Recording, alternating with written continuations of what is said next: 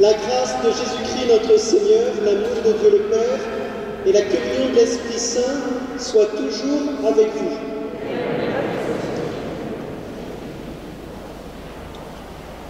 Il y a quelques années, nous célébrions le dimanche de Quasimodo. Ça veut dire comme Quasimodo. C'est-à-dire ça vient du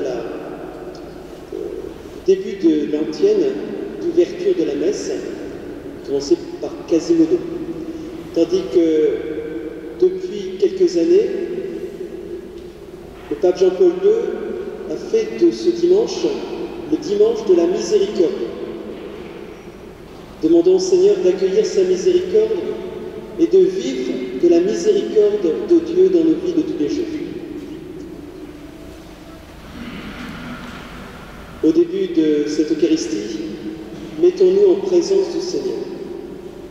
Rappelons notre baptême, nous allons être aspergés de l'eau, qui rappelle à la fois que nous sommes enfants de Dieu, mais que le Seigneur nous purifie de tout péché.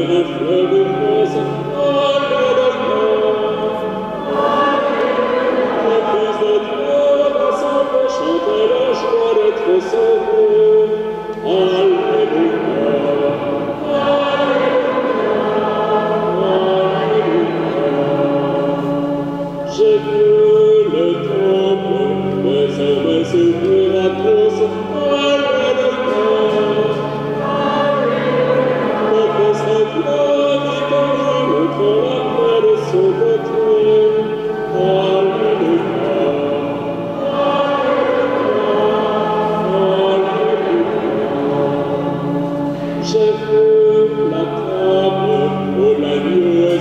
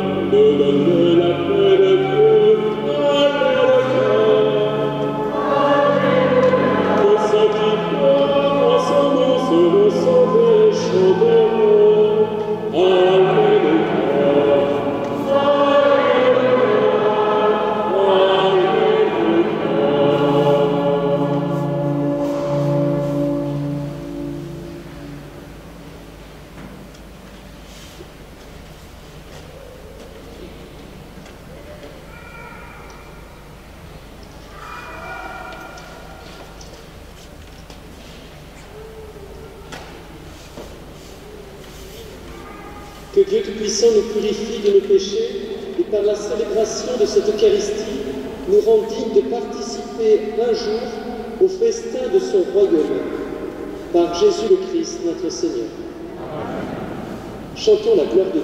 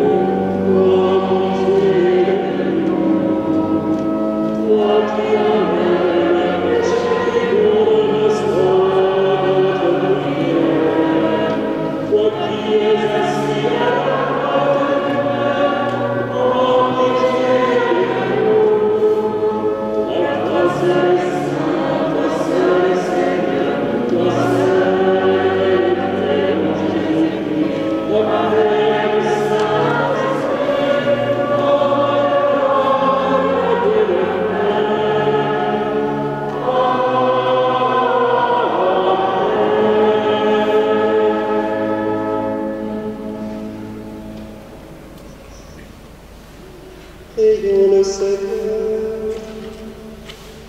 Dieu de miséricorde infinie, tu ranimes la foi de ton peuple par les célébrations pascales. Augmentons-nous ta grâce pour que nous comprenions toujours mieux quel baptême nous a purifiés, quel esprit nous a fait renaître et quel sang nous a rachetés. Par Jésus-Christ, ton Fils, notre Seigneur et notre Dieu, qui vit et règne avec toi et le Saint-Esprit, maintenant et pour les siècles des siècles.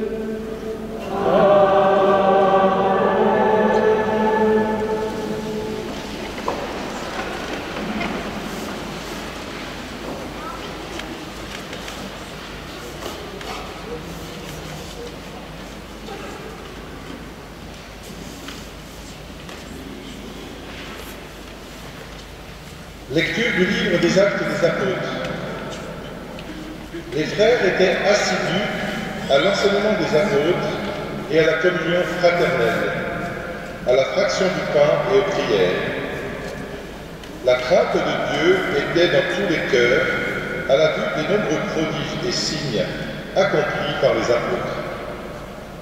Tous les croyants vivaient ensemble et ils avaient tout en commun. Ils vendaient leurs biens et leurs possessions, et ils en partageaient le produit entre tous, en fonction des besoins de chacun. Chaque jour, d'un même cœur, ils fréquentaient assidûment le temple. Ils rompaient le pain dans les maisons. Ils prenaient leur repas avec allégresse et simplicité de cœur. Ils louaient Dieu.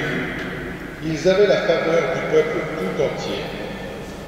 Chaque jour, le Seigneur adjoignait ceux qui allaient être sauvés. Parole du Seigneur.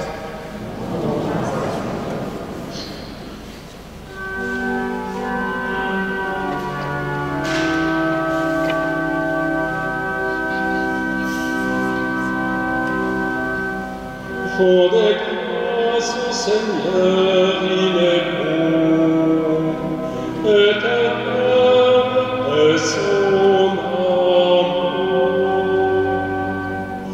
Rendez grâce au Seigneur, il est bon, éternel est son amour.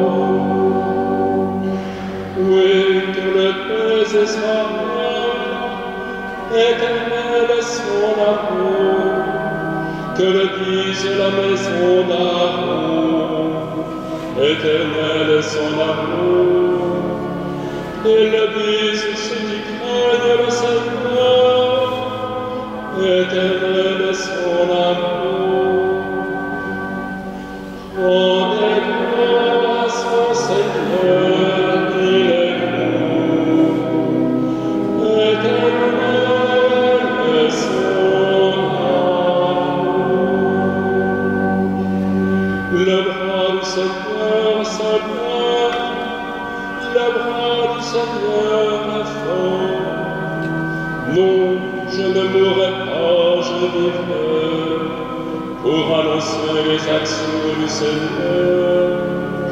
Il m'a frappé, le Seigneur, il m'a frappé, mais sans me livrer à la mort. Rendez grâce au Seigneur, il est bon. Éternel est son amour. Les pierres qu'ont rejeté les bâtisseurs, la pierre est devenue la pierre grande. C'est là l'œuvre du Seigneur, la merveille devant nos yeux. Voici le jour qu'a fait le Seigneur, et soit pour nous jour de fête et de joie. Rendez grâce au Seigneur, il est bon. Éternel est son amour.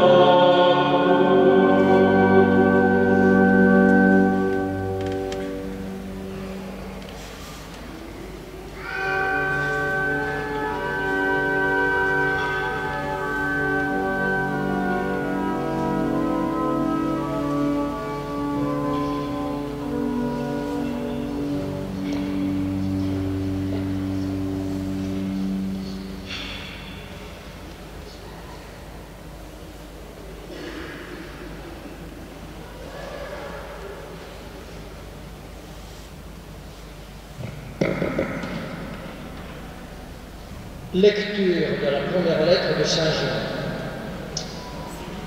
Bien-aimé, celui qui croit que Jésus est le Christ, celui-là est né de Dieu. Celui qui aime le Père qui a engendré, aime aussi le Fils qui est né de lui. Voici comment nous reconnaissons que nous aimons les enfants de Dieu. Lorsque nous aimons Dieu et que nous accomplissons ses commandements. Car tel est l'amour de Dieu, garder ses commandements. Et ces commandements ne sont pas un fardeau, puisque tout être qui est né de Dieu est vainqueur du monde. Or, la victoire remportée sur le monde, c'est notre foi.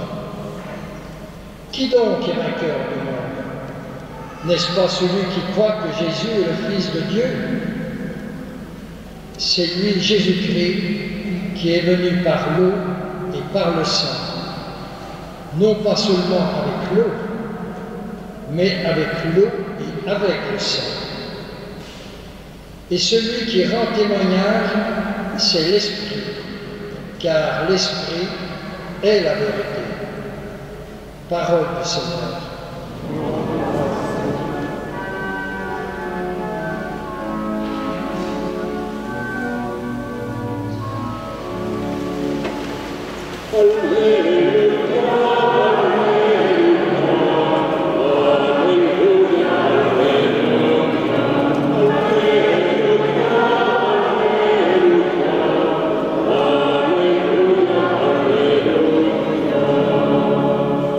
Comment parce que tu m'as fait, tu crois qu'il est Seigneur, heureux ceux qui croient sans avoir vu. Alléluia,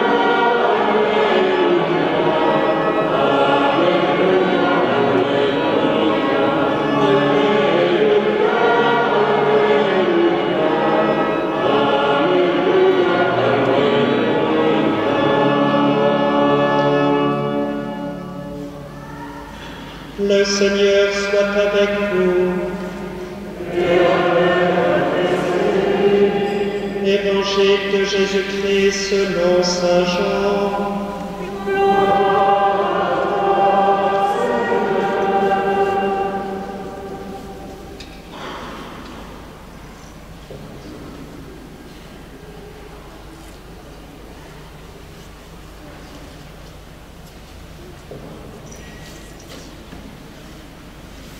C'était après la mort de Jésus, le soir venu, en ce premier jour de la semaine, alors que les portes du lieu où se trouvaient les disciples étaient verrouillées par crainte des Juifs.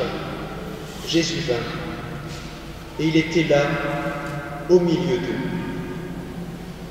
Il leur dit : « La paix soit avec vous. » Après cette parole, il leur montra ses mains à son côté. Les disciples furent remplis de joie en voyant le Seigneur. Jésus leur dit de nouveau : « La paix soit avec vous. » De même que le Père m'a envoyé, moi aussi je vous envoie. Ayant ainsi parlé, il souffla sur eux et leur dit : « Recevez l'Esprit Saint. À qui vous remettrez ces péchés, ils seront remis. À qui vous maintiendrez ces péchés, ils seront maintenus. » Or, l'un des 12, Thomas, appelé Didyme, c'est-à-dire jumeau, n'était pas avec eux quand Jésus était venu. Les autres disciples disaient : « Nous avons vu le Seigneur. » Mais il leur déclara : « Si je ne vois pas dans ses mains la marque des clous, si je ne mets pas mon doigt dans la marque des clous, si je ne mets pas la main dans son côté, non, je ne croirai pas. » 8 jours plus tard, les disciples se trouvaient de nouveau dans la maison, et Thomas était avec eux. Jésus vient, alors que les portes étaient verrouillées, et il était là, au milieu d'eux. Il dit : « La paix soit avec vous. » Puis il dit à Thomas : « Avance ton doigt ici, et vois mes mains. Avance ta main, et mets-la dans mon côté. Cesse d'être incrédule, sois croyant. » Alors Thomas lui dit : « Mon Seigneur et mon Dieu. » Jésus lui dit : « Parce que tu m'as vu, tu crois. Heureux ceux qui croient sans avoir vu. » Il y a encore beaucoup d'autres signes que Jésus a faits en présence des disciples et qui ne sont pas écrits dans ce livre. Mais ceux-là sont écrits pour que vous croyiez que Jésus le Christ est Fils de Dieu, et pour qu'en croyant, vous ayez la vie en son nom. Acclamons la parole de Dieu.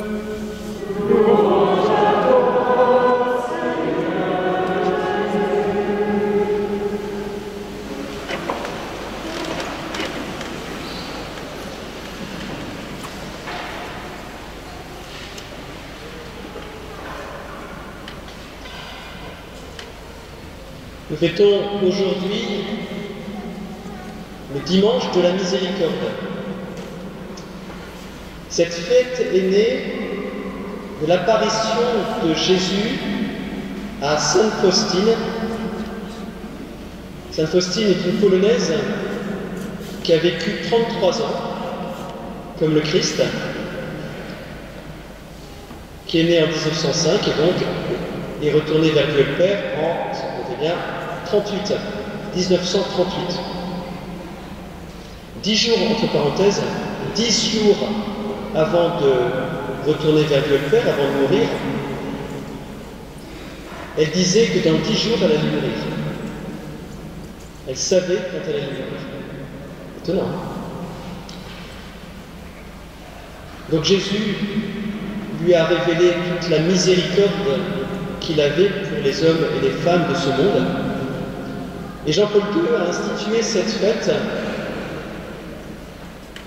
après donc la canonisation de sœur Faustine en l'an 2000. L'évangile de ce jour nous parle de la miséricorde de Dieu. Je soulignerai simplement 3 points dans cet évangile. Le premier concerne ce que Jésus dit aux disciples, mais aussi à Thomas. Quand il se manifeste à eux dans cette maison fermée, il dit « La paix soit avec vous ». Jésus donne sa paix. Jésus miséricordieux donne sa paix. Jésus n'est pas là pour supprimer les difficultés qu'ont les disciples. C'est-à-dire s'ils sont enfermés à double tour dans leur maison, c'est qu'ils ont peur d'être persécutés par certains juifs. Jésus ne leur dit pas « c'est bon, les juifs se sont calmés, je me suis manifesté à eux ». Non. Certains juifs désirent toujours persécuter les disciples de Jésus. On voit ça notamment avec saint Paul, et ainsi de suite.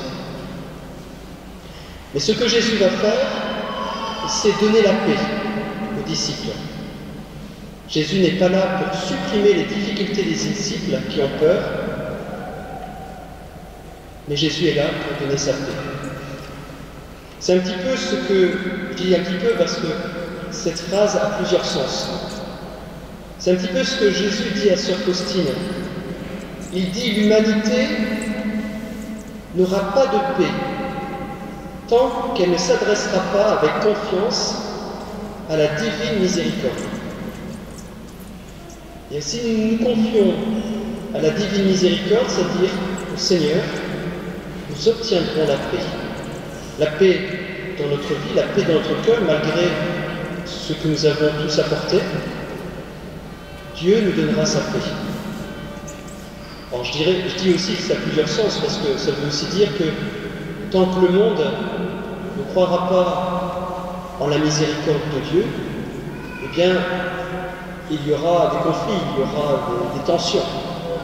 Mais en tout cas, ça veut aussi dire que si nous accueillons la divinité du Christ, si nous accueillons sa miséricorde, eh bien nous accueillerons également sa paix, son amour. Jésus donne sa paix, mais aussi donne sa joie. Dans l'épreuve, Dieu peut donner sa joie, une joie profonde. Ça, c'est le premier point. Le deuxième point, donc le premier point, c'est Jésus qui donne sa paix, signe de la miséricorde de Dieu. Deuxième point, en lien avec la miséricorde de Dieu, c'est quelque chose qui pourrait paraître anodin ou anecdotique. C'est Jésus qui se manifeste avec ses stigmates. Il aurait très bien pu se manifester comme vous, comme moi, avec finalement la paume des mains renouvelée, cicatrisée à la perfection, sans qu'il n'y ait plus de signe de sa passion. Mais non, Jésus a voulu se manifester avec des stigmates. Cela rappelle que c'est par la mort et la résurrection de Jésus que nous sommes sauvés. La croix de Jésus, la passion de Jésus, nous rappelle tout l'amour que Jésus a pour chacun d'entre nous. Et cela reste présent au ciel. Dans son corps glorieux, le Christ a les stigmates, qui rappellent tout l'amour qu'il a donné à nous tous sur la croix. Nous aussi, nous avons des stigmates, c'est pas le terme adéquat, mais bon. Nous avons des souffrances à porter et que nous avons également à offrir au Christ. Au ciel, non pas que Dieu nous sauve en raison de tout ce que nous avons fait de bien, parce que c'est par pure grâce que nous sommes sauvés, mais tout ce que nous aurons pu faire de bien sera en quelque sorte transfiguré au ciel. sera en quelque sorte glorifié. Saint Paul dit « Je complète en ma chair ce qui manque aux souffrances du Christ pour son corps qu'est l'Église. » C'est-à-dire que nous aussi, ce que nous portons à la suite du Christ sur la croix qui a souffert avec des coups, ce que nous portons de souffrance, nous pouvons l'offrir pour le salut du monde, pour la gloire de Dieu. La miséricorde de Dieu, c'est aussi Dieu qui permet que nous offrions telle une prière nos souffrances, nos difficultés, ce qui nous pèse.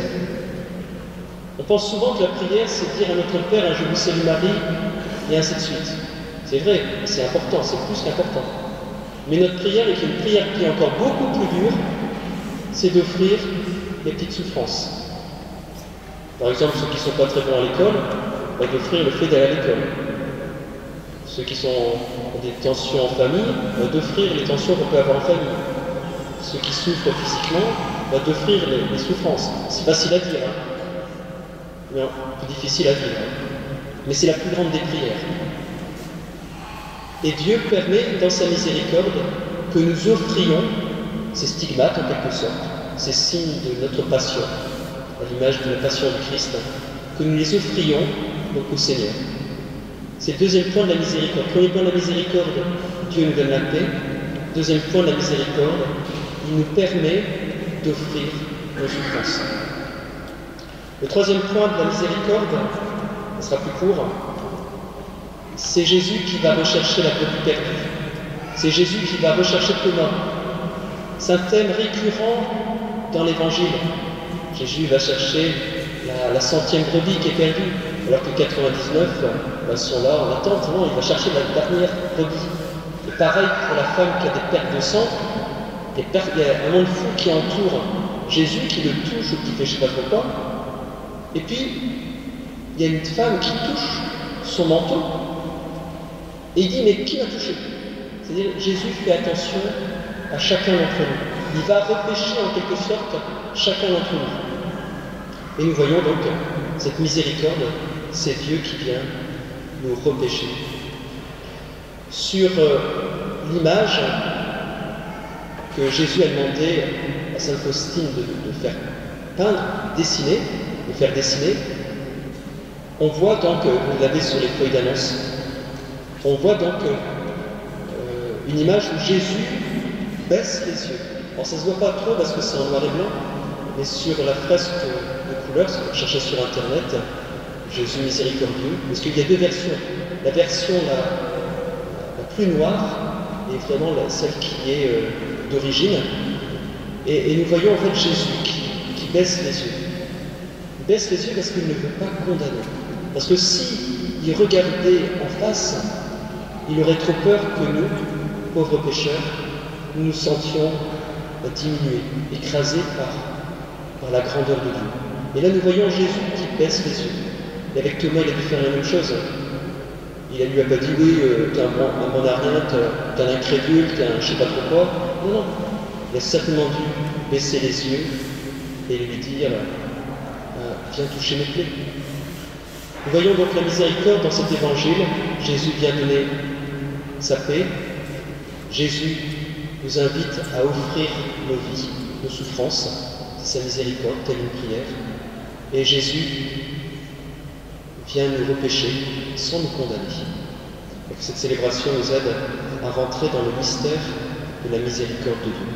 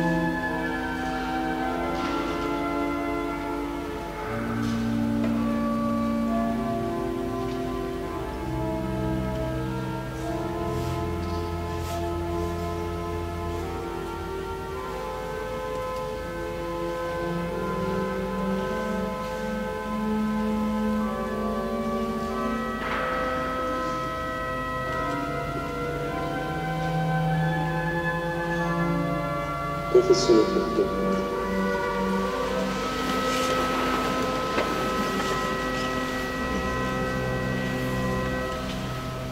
Je crois en Dieu, le Père Tout-Puissant, Créateur du ciel et de la terre, et en Jésus-Christ,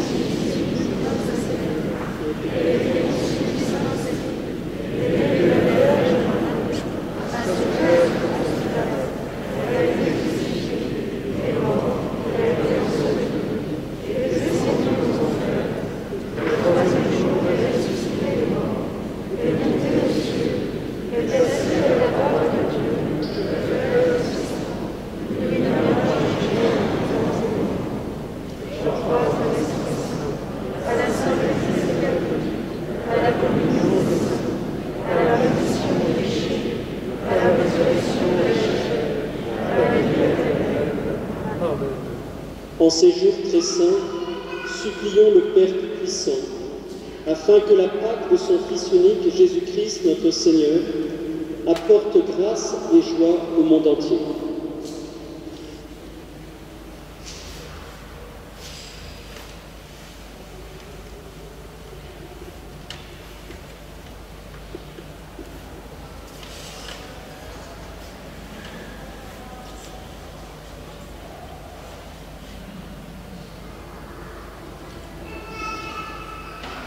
Seigneur, nous te rendons grâce pour ta Sainte Église, pour tes ministres à qui tu as confié la charge de remettre les péchés.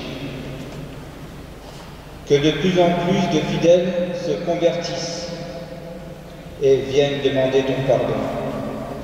Seigneur miséricordieux, nous t'en prions.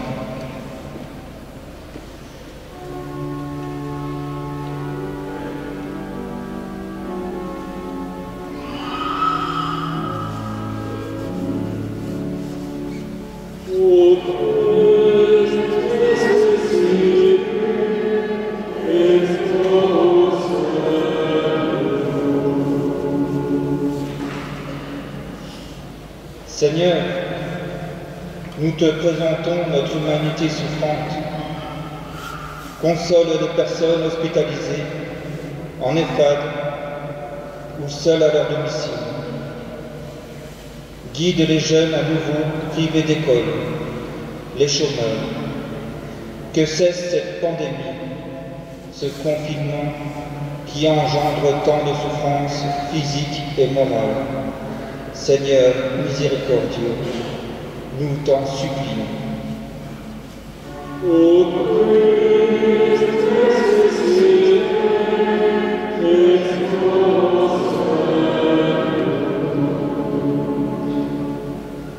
Seigneur, nous te confions les responsables des nations, qu'ils respectent la vie, la famille et les ressources naturelles de ta création. Que les peuples se pardonnent entre eux et qu'enfin soit vaincue la haine et la guerre.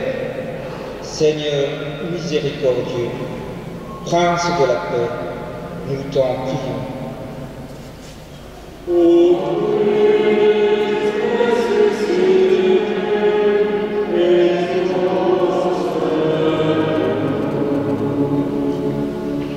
Seigneur, que notre communauté soit à l'image des premiers chrétiens, animée par l'esprit de partage, de justice, de tolérance.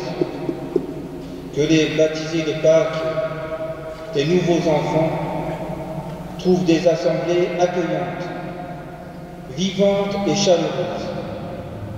Et en ce dimanche de la divine miséricorde, aide-nous à être, comme tu l'as demandé à Sainte Faustine, miséricordieux envers nos frères.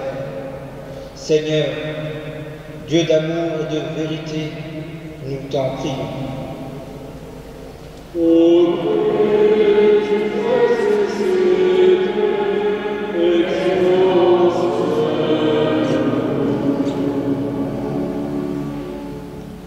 Seigneur, viens au secours de ton peuple qui espère en ta miséricorde. Que ta puissance le soutienne en cette vie et le conduise conduise aux joies de l'éternité par Jésus le Christ, notre Seigneur.